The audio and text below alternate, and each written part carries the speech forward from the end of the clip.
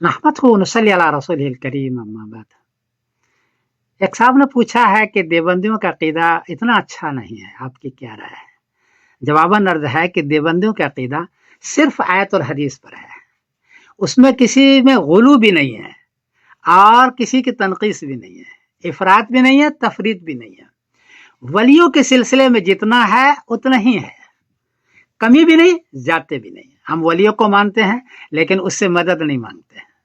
रसूल सल्लल्लाहु अलैहि वसल्लम को मानते हैं लेकिन जितना कहा है उतना ही, उससे ज्यादा नहीं और कम भी नहीं। क्योंकि नबी करीम फरमाया ला तुतरीनी कमा अतरत नसारा, मुझे बढ़ा चढ़ा के बयान न करो जैसे कि नसारा ने बयान किया है। बुखारी शरीफ 3445 नंबर। तो हम बढ़ा चढ़ा के नहीं बयान। और कौमें जो हैं वो वलियों को कहीं से कहीं पहुंचा देते हैं, रसूल सल्लल्लाहु अलैहि वसल्लम में वो सिफात साबित करते हैं जो अल्लाह के हैं। चुनांचे मैंने किताब लिखी समरतुल अकायद, 350 अकीदे उसके अंदर है और हर अकीदे के लिए 3 आयत और 3 हदीस है, बड़े बड़े। और सिर्फ आयत हदीस है, कौले सहाबी कौले ताबी के नहीं लिया, किसी का की राय नहीं ली, उसमें तंज और मजा नहीं है। आप बड़े बड़े उन्वान को देखेंगे तो पता चलेगा कि इसमें आयत और हदीस की फरमान है। हुजूर पाक सल्लल्लाहु अलैहि वसल्लम जिंदा हैं कब्र में या नहीं, इस सिलसिले में 11 आयतें हैं और 20 हदीसें हैं। ये बड़ा इख्तलाफी मसला रहा है। हुजूर सल्लल्लाहु अलैहि वसल्लम को इल्म गैब है या नहीं है, इस सिलसिले में 55 आयतें और 17 हदीसें हैं। हुजूर पाक सल्लल्लाहु अलैहि वसल्लम नूर हैं या बशर हैं, बड़ा इख्तलाफी मसला है, एक दूसरे को काफिर करार दिया है। इस सिलसिले में 28 आयतें और 8 हदीसें हैं, 28 आयतें। हुजूर सल्लल्लाहु अलैहि वसल्लम हाजिर नाजिर है या नहीं है, हर जगह हाजिर है या नाजिर है, या क्या शक्ल है, इस सिलसिले में 34 आयतें और 13 हदीसें हैं।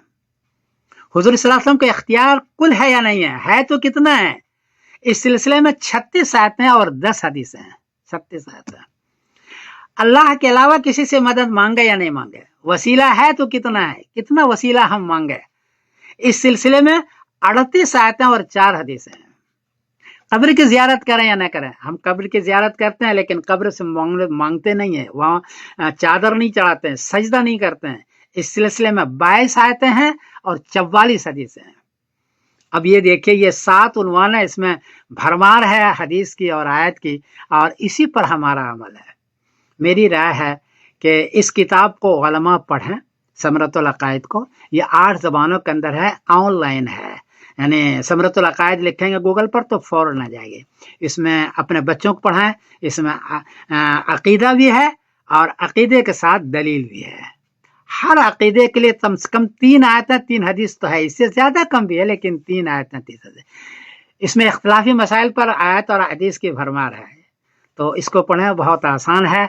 और मेरा ख्याल यह है कि देवबंदियों का अकीदा सबसे अच्छा अकीदा है, इसलिए कि इसमें गुलू भी नहीं है और तनकीस भी नहीं है। शियों को देखा तो उनका अकीदा घूमता है हजरत अली के इर्द गिर्द, हजरत हसन के इर्द गिर्द। कुछ और कौमों को देखा, उसका अकीदा घूमता है वलियों के इर्द गिर्द या रसूलों को इर्द गिर्द, आयत और हदीस को वो छोड़ देते हैं। हमारा मामला ऐसा नहीं है, हम सिर्फ आयत और हदीस के कायल हैं।